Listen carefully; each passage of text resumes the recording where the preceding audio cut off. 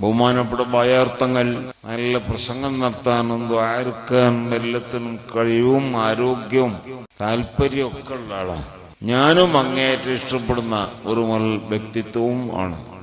ഇയാൾ എനിക്കും ഒന്ന് കാണാമായിരുന്നു എന്ന ആവേശമുണ്ട്, ആഗ്രഹമുണ്ട്.